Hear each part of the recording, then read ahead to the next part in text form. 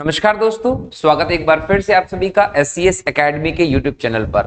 दोस्तों मेरा नाम है पंकज शर्मा और आज हम डिस्कस करने वाले हैं करंट के एक इंपॉर्टेंट मुद्दे को लेकर। हाल ही में हमने देखा कि जम्मू कश्मीर के पहलगाम इलाके में जब लंबे समय से शांति है, टूरिस्ट बहुत ज्यादा बढ़ गए थे, तो वो टूरिस्ट पहलगाम में मनोरंजन के तहत देखे बड़ा एंजॉय कर रहे थे। कोई अपना वीडियो बना रहा है, कोई सेल्फी ले रहा है, अपने अपने हिसाब से सब लोग एंजॉय कर रहे थे। लेकिन तभी लगभग 4 से 5 आतंकवादी उधर आते हैं। आने के बाद जो वहां लोग थे उनसे उनका धर्म पूछते हैं, जो मुस्लिम नहीं था उसे गोली मार देते हैं। और अलग बात यह रही कि सिर्फ पुरुषों को गोली मारी गई, स्त्रियों को छोड़ दिया गया। जब इतनी बर्बर घटना आतंकवादियों की जम्मू कश्मीर के पहलगाम में दिखी और औरतों ने कहा कि जब हमारे पति को तुमने मार दिया तो हमें भी गोली मार दो, हमें क्यों छोड़ रहे हो? तो आतंकवादियों का कहना था कि जाके मोदी को कह देना। अब ये जो आतंकवादी रहे, इनका कनेक्शन जब ढूंढा गया तो पता चला कि ये पाकिस्तान के लोग थे। पाकिस्तान के द्वारा एक सोची समझी साजिश के तहत भारत में जम्मू कश्मीर के पहलगाम में सिविलियन जो रहे, पर्यटक जो रहे, उन्हें मारा गया। ये आतंकवादी घटना देखने को मिली।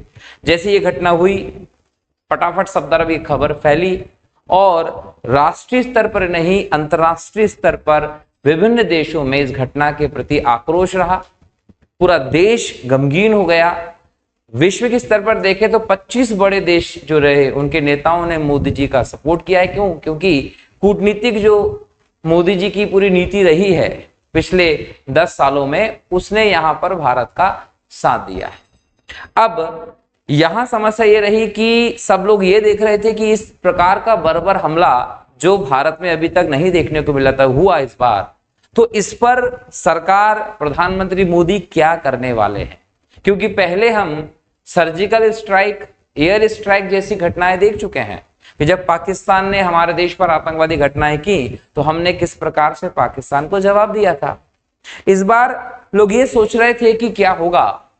तभी मोदी जी जो विदेश दौरे पे थे, वो फटाफट अपना विदेश दौरा बीच में समाप्त करके भारत आते हैं। एयरपोर्ट पे, दिल्ली एयरपोर्ट पर ही बैठक करते हैं। उसके बाद CCS की बैठक होती है और उस पूरी बैठक के बाद निर्णय लिए जाते हैं कुछ 5 बिंदुओं पर। और इन 5 बिंदुओं में सबसे इंपॉर्टेंट बिंदु था दोस्तों, सिंधु जल समझौता।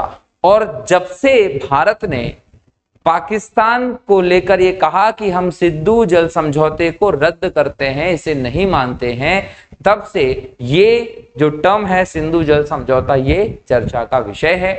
पाकिस्तान में इससे पूरी तरह खलबली मच चुकी है। वहां के नेता, वहां के प्रधानमंत्री उजुल पुजुल बयान दे रहे हैं और अपनी गीदड़ भपकियां देते जा रहे हैं, लेकिन इससे हमें कोई फर्क नहीं पड़ता। भारत पूरी तरीके से तैयार है। लेकिन ये सिंधु जल समझौता जब से आया तो हर एक व्यक्ति के दिमाग में ये है कि सिंधु जल समझौता है क्या, और इसके तहत यदि हम सिंधु और उसकी सहायक नदियों का पानी पाकिस्तान में जाने से रोकते हैं तो हमें इससे क्या फायदा होगा, और पाकिस्तान को हम किस प्रकार से सबक सिखा सकते हैं कि क्या नदी का पानी रोककर पाकिस्तान को सबक सिखाया जा सकता है इतनी बड़ी घटना को लेकर। तो देखिए, सरकार ने इनिशियल लेवल पर ये डिसीजंस लिए। अब जो सैनिक कार्रवाई होगी उसका इंतजार है। बहुत जल्द हमें देखने को मिलेगा कि सैनिक कार्रवाई होगी, क्योंकि बिना उसके तो छोड़ेंगे नहीं। समय के हिसाब से वो कार्रवाई की जाएगी। लेकिन जैसा पाकिस्तान भी सोच रहा था कि आतंकवादी घटनाएं हम कर देंगे तो भारत थोड़ा बहुत एक्शन लेगा, पहले के जैसा कोई खास प्रभाव नहीं पड़ेगा। लेकिन इस बार भारत ने बहुत खास कहीं ना कहीं स्टेप उठाया, और इस आक्रामक स्टेप पर अमेरिका हो या फिर हम बात करें ब्रिटेन हो, फ्रांस, ऐसे सभी देशों का भारत को समर्थन भी मिल रहा है। इसलिए पाकिस्तान को बहुत ज्यादा टेंशन है। एक बात और समझना है कि पाकिस्तान जो है उसने इस प्रकार का हमला करने का क्या कहीं ना कहीं बोल सकते हैं कि रास्ता चुना होगा।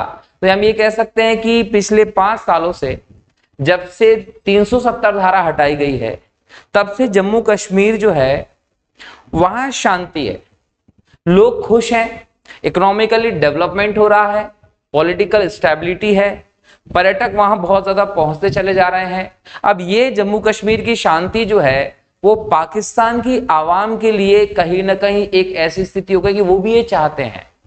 अब पाकिस्तान में जहां आर्मी का टेरर है, पाकिस्तान में जहां सरकार की अस्थिरता है, पाकिस्तान में जहां बहुत बड़े लेवल पर महंगाई है, वहां की जनता अपनी सरकार के खिलाफ, अपने सेना के खिलाफ झंडा उठाकर चल रही, उसका विद्रोह कर रही है। ऐसे में उन सब मुद्दों से वहां की पब्लिक का ध्यान हटाने के लिए पाकिस्तान ने यह काम किया। दूसरी बात है कि धर्म का यहां पर यूज किया ताकि भारत में जो बोल सकते हैं कि एक प्रकार से अभी बदलाव आए थे, वक्फ बिल और बहुत सारी चीजें थी, ऐसे में कहीं ना कहीं वो अस्थिरता एस्टेब्लिश करने की कोशिश भी थे धर्म के नाम पर। तो ऐसा बहुत सारी साजिशें करके पाकिस्तान ने हमला किया, लेकिन उसको ये लग रहा था कि हम आसानी से थोड़े बहुत स्टेप लेके कुछ नहीं करेंगे। इस बार हमने काफी बड़ा स्टेप लिया, सिंधु जल समझौते को रद्द कर दिया। अब यहां सवाल यह है कि सिंधु जल समझौता रद्द कर दिया गया और जब से ये समझौता हुआ था उसके बाद से 1971 का वॉर हमने देखा, उसके बाद करगिल हम लोगों ने देखा, उसके बाद हमारे देश पर मुंबई में हमला देखने को मिला और भी अटैक हुए। एक भी बार सिंधु जल समझौते को रद्द करने पर बात नहीं हुई। इस बार जब सर से पानी ऊपर चला गया तो मोदी जी ने सिंधु जल समझौते को रद्द करने का निर्णय लिया और इतिहास में यह पहली बार हुआ कि इस समझौते को रद्द किया गया है। यहां ये समझना पड़ेगा कि यह समझौता कब, कहां, कैसे हुआ। तो हम लोग ये बात करते हैं कि सिंधु जल समझौता जो है वो चर्चा में क्यों रहा, फिर हम बात करेंगे कब, क्यों और किसके बीच हुआ था, प्रमुख प्रावधान इसके क्या थे और इस पर रोक लगाने का प्रभाव खासकर पाकिस्तान पे क्या होने वाला, इन सभी बिंदुओं पर हम लोग चर्चा करने वाले हैं आज। क्लियर है? यहां सिंधु जल समझौता चर्चा में क्यों, ये तो पता चल गया, लेकिन ये कब और क्यों हुआ था, किसके बीच हुआ था, इसको अगर हम देखें तो हमें तारीख याद आएगी 19 सितंबर 1960। 19 सितंबर 1960 को यह समझौता हुआ था। इस समय भारत के प्रधानमंत्री थे जवाहरलाल नेहरू और पाकिस्तान के राष्ट्रपति अयूब खान थे। इन दोनों के बीच में ये हस्ताक्षर हुए थे। लेकिन क्या जरूरत पड़ गई ये समझौता करने की? तो देखिए 1947 में आजादी हुई, धर्म के आधार पर देश का विभाजन हुआ, पाकिस्तान और भारत अलग अलग हो गए थे। इसके बाद से कई सारे मुद्दों पर विवाद था, लेकिन पाकिस्तान में पानी का दिक्कत था, ऐसी कोई मांग विशेष तौर पर देखने को नहीं मिल रही थी कि सिंधु जल समझौता जैसा कोई समझौता आना चाहिए, क्योंकि ये नदी के पानी पर पूरी तरीके से भारत का अधिकार था। लेकिन नेहरू जी को क्या पता क्या चुल थी कि नेहरू जी ने वर्ल्ड बैंक के हस्तक्षेप के साथ 19 सितंबर 1960 को यह समझौता कर लिया और इस समझौते को अंततः 12 जनवरी 1961 को लागू भी कर दिया। इस समझौते में बड़ी बात थी कि जो सिंधु नदी बेसिन है, सिंधु नदी बेसिन में सिंधु और उसकी 5 सहायक नदी, जिनको आप पंच नद कहते हैं, इनके जल के बंटवारे को लेकर व्यवस्था हुई और इन सभी को 2 भागों में बांट दिया गया। 2 भागों में बांट दिया गया। अब 2 भागों में बांटा तो जो एक भाग था उसे पूर्वी भाग की नदियां कहा गया। ये नदियां थी रावी, व्यास और सतलज। रावी, व्यास, सतलज ये पूर्वी नदियां हुई और दूसरा भाग था दोस्तों पश्चिम की नदियां। ये जो पश्चिम की नदियां थी इनमें सिंधु, झेलम और चिनाब था। 3-3 करके पूर्वी और पश्चिमी नदियां अलग अलग बांट दी गई, समझ 6 नदियों का। अब इसमें जो पूर्वी नदियां थी रावी, व्यास, सतलुज, कहा गया इसका 100% अधिकार जो होगा वो भारत का होगा। किसका अधिकार होगा? यहां पर पूरी तरीके से भारत का अधिकार होगा, मतलब इनके पानी को पूरी तरीके से भारत प्रयोग कर सकता है। क्लियर है? लेकिन जो पश्चिम की नदियां थी इनको लेकर कहा गया कि 20% पानी जो होगा वो भारत का होगा और बाकी का जो 80% होगा वो 80% पानी पाकिस्तान को मिलने वाला है। अब भैया 80% पानी पाकिस्तान को मिलने वाला है ये कह दिया, जबकि इसकी जरूरत नहीं थी। ये नेहरू जी का कारनामा था कि 1960 में उन्होंने हमारी सिंधु, झेलम, चिनाब जो 3 नदियां थी इनका पानी 80% तक पाकिस्तान को देने की बात कर दी।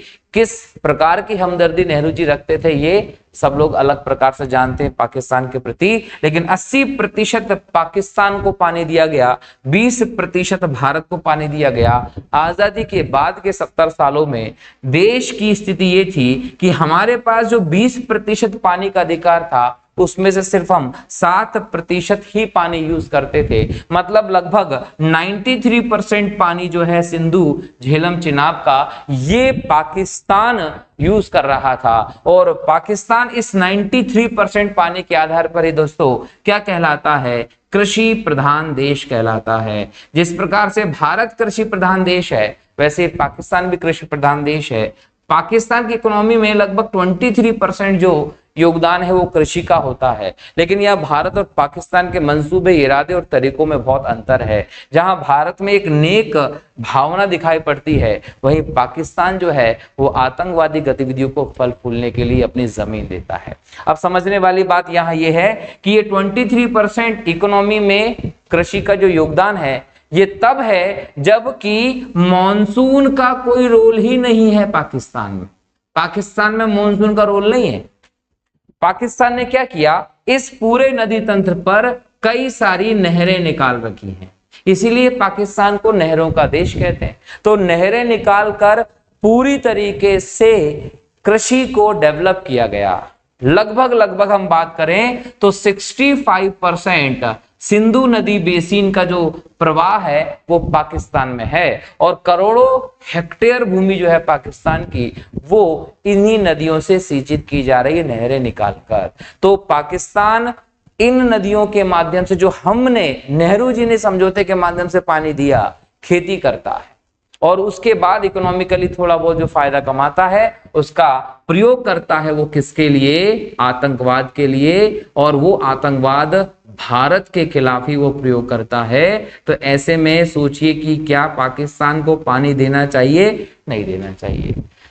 नेहरू जी के इस समझौते के बाद प्रधानमंत्री नरेंद्र मोदी एकमात्र ऐसे पीएम बने हैं जिन्होंने इस समझौते को क्या कर दिया है, रद्द कर दिया। या तो तुम आतंकवाद को पाल लो या हमसे पानी को। भाई खून और पानी एक साथ नहीं चलेगा, या तो आपको पानी चाहिए तो ये सब चीजें छोड़नी पड़ेगी और ये तुम छोड़ नहीं रहे हो तो पानी नहीं मिलेगा। अब पाकिस्तान के अलग अलग प्रकार के मंत्री धमकी दे रहे हैं परमाणु बम और फलाना ठिकाना कर देंगे। तुम्हारे छुटपुट परमाणु बमों से कुछ नहीं होने वाला। गिनती के परमाणु बम लेकर तुम डराने की कोशिश कर लो, उससे कोई मतलब नहीं है। तो ये पूरी कहानी रही है सिंधु जल समझौते की। तारीख याद कर लीजिएगा, 19 सितंबर 1960 को नेहरू और अयूब खां के बीच हुई थी संधि। 12 जनवरी 1961 को लागू हुआ था। नदियों को 2 भागों में बांटा था, ये भी ध्यान रखना है। अब इन नदियों के बारे में कुछ इंपॉर्टेंट चीजें जानने की कोशिश करते हैं। जैसे सिंधु नदी, पूरा रोड मैप है। सिंधु नदी यहां से इस प्रकार से ओरिजिन होती है और बाद में अरब सागर में गिरती है और बाकी 5 नदियां बाद में इसमें आके मिल जाती हैं। जब सिंधु नदी की बात करते हैं दोस्तों, यहां ध्यान रखेंगे इसका उद्गम होता है तिब्बत के मानसरोवर से। तिब्बत के मानसरोवर से उद्गम होता है और फिर ये उत्तर पश्चिम की तरफ बहती है, जम्मू कश्मीर के इलाके से बहती हुई बाद में पाकिस्तान में जाती है और कराची के निकट जब जाती है तो अरब सागर में गिरती है। महत्वपूर्ण बात यह है कि इसकी कुल लंबाई लगभग 3180 किलोमीटर है। एशिया की बड़ी नदियों में एक नदी सिंधु नदी मानी जाती है दोस्तों। इसके बाद हम बात करें तो ये तिब्बत से निकलकर दमचौक के निकट आकर भारत में प्रवेश करती है। भारत के जम्मू कश्मीर के पहाड़ी क्षेत्रों से बहकर पश्चिम की तरफ, उत्तर पश्चिम की तरफ बहकर जब जाती है तो चिल्लास के निकट पाकिस्तान में प्रवेश करती है और मीठनकोट तक जब पहुंचती है तो इसमें पंच नद आकर मिलने लगते हैं। जो सिंधु है ये पहले उत्तर पश्चिम प्रवाह करती है, फिर दक्षिण पश्चिम प्रवाह करती है, अंत में अरब सागर में गिर जाती है।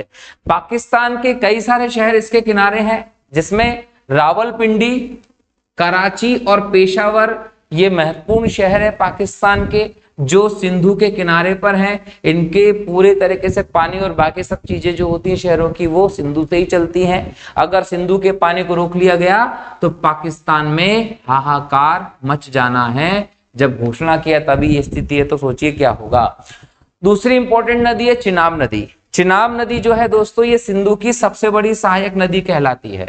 सिंधु की सबसे बड़ी सहायक नदी है और दो सरिताएं चंद्र और भागा को मिलाकर जो है वो चिनाब नदी का निर्माण होता है दोस्तों। ये हिमाचल के पास में केलोंग है, यहाँ पर तांडी नामक स्थान पर मिल जाती है और चंद्रभागा मिलकर चिनाब नदी के नाम से जानी जाती हैं। इसके अलावा झेलम है। झेलम नदी जो है ये हमारे इतिहास में वो फेमस रही है। इसका उद्गम वेरीनाग से होता है। ये वेरीनाग हिमनद जो है वो कश्मीर घाटी के दक्षिण पूर्व के पीर पंजाल श्रेणी में आता है। ये भी आप लोग ध्यान रखिएगा। इसके अलावा हम देखें तो श्रीनगर और वुरल झील जो है यहाँ से बहती है और अंत में फिर ये जो है चिनाब में मिल जाती है। ध्यान रखेंगे कहां पर, झंग के पास में जाके। इसका मतलब यह है कि झेलम का उद्गम जो है वेरीनाग से होता है, लेकिन झेलम जो है वो चिनाब में मिलती है। ये भी आपको ध्यान रखना है, ठीक है। तो ये तीन नदियां कौन सी हो गई जो पाकिस्तान में प्रवेश करती हैं। अब हम नेक्स्ट देखें तो चिनाब के बाद यहां पर नेक्स्ट नदी जो आती है वो आती है रावी। रावी जो है वो रोहतांग दर्रे व्यास कुंड से निकलती है। कहां से निकलती है? रोहतांग दर्रे व्यास कुंड से। और ये इलाका जो है वो हिमाचल प्रदेश में आता है, पंजाब के हरिके में जाकर सतलुज में मिल जाती है। और यहीं पर हमें एक बहुत बड़ा बांध देखने को मिलता है जो सतलुज नदी पर है, भाखड़ा नंगल बांध।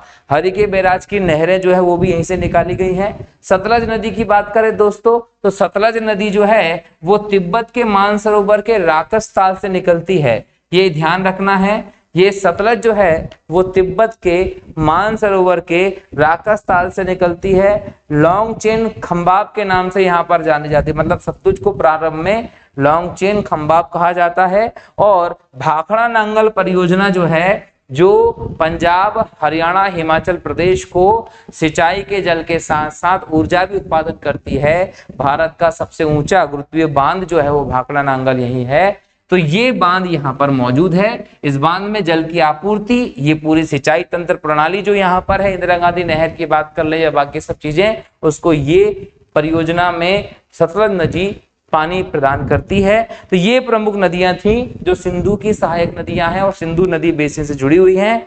इन नदियों के बंटवारे को लेकर ही सिंधु जल समझौता 1960 में होता है। इसी जल समझौते को हाल ही में मोदी जी ने रद्द कर दिया है दोस्तों, जिसकी वजह से पाकिस्तान की नींद हराम हो चुकी है। अब यहाँ दिक्कत यह है कि जो पाकिस्तान में सिंधु जल समझौती कहीं ना कहीं खत्म होने के बाद दिक्कत आई है, तो सिंधु नदी का पाकिस्तान के लिए क्या महत्व रहा है। तो महत्व नंबर इससे समझ में आता है कि पाकिस्तान का लगभग 60%, 65% अगर हिस्सा देखे किसका, सिंधु नदी बेसिन का, वो पाकिस्तान में है।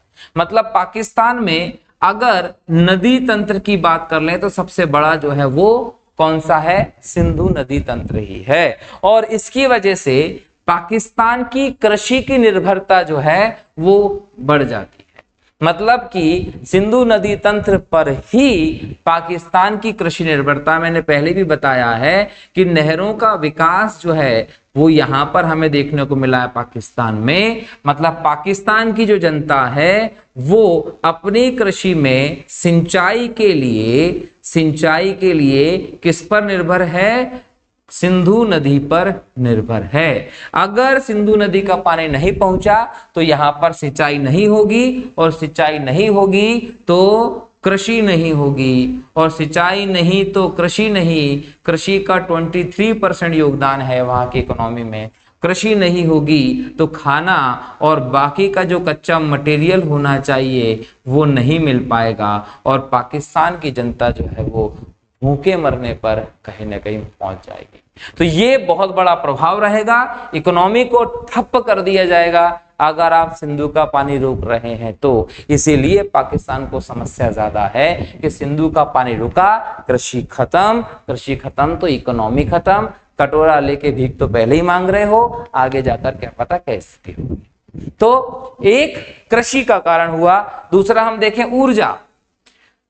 पाकिस्तान ने सिंधु और उसकी सहायक नदियों से जो पानी पहुंचता है उसी के रास्ते पर बांध बनाए हुए हैं और कई सारे बांध बनाकर पाकिस्तान अपनी ऊर्जा का, अपनी बिजली का एक बहुत बड़ा हिस्सा जो है वो सिंधु नदी तंत्र से ही प्राप्त करता है। अगर ये पानी रोका गया, बांध खाली होंगे, बिजली बनना बंद हो जाएगी और पाकिस्तान में क्या छा जाएगा? अंधेरा छा जाएगा। मतलब इससे बुरी हालत क्या होगी? एक तो खाने को नहीं है और दूसरा देखने के लिए उजाला भी नहीं होगा। पाकिस्तान का पूरा अंधेरे में कटने वाला समय हो जाएगा। और इसी को एक और तरफ जोड़कर देखा जाए तो उद्योगों की निर्भरता, भाई अगर आपको उद्योग चलाने हैं, कारखाने चलाने हैं, तो कारखाने में, उद्योगों में मशीन चलानी है, तो इन सब चीजों के लिए आपको क्या चाहिए? बिजली चाहिए। और बिजली जो है वो कहीं ना कहीं भारत ने अपने इस कदम से उनकी ठप कर दी है।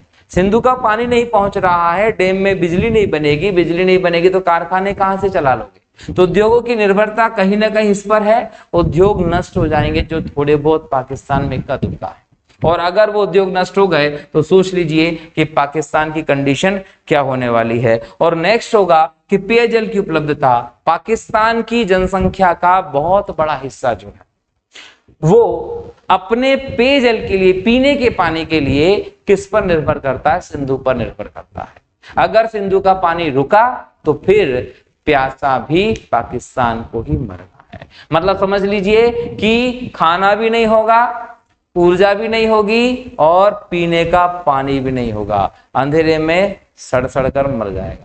तो ऐसी स्थिति, गंभीरता की स्थिति पाकिस्तान के लिए पैदा होगी। और इसीलिए पाकिस्तान के लोग जो है वो बहुत टेंशन में हैं और कहीं ना कहीं उनको उम्मीद किससे लग रही है? उनको उम्मीद लग रही है चाइना से।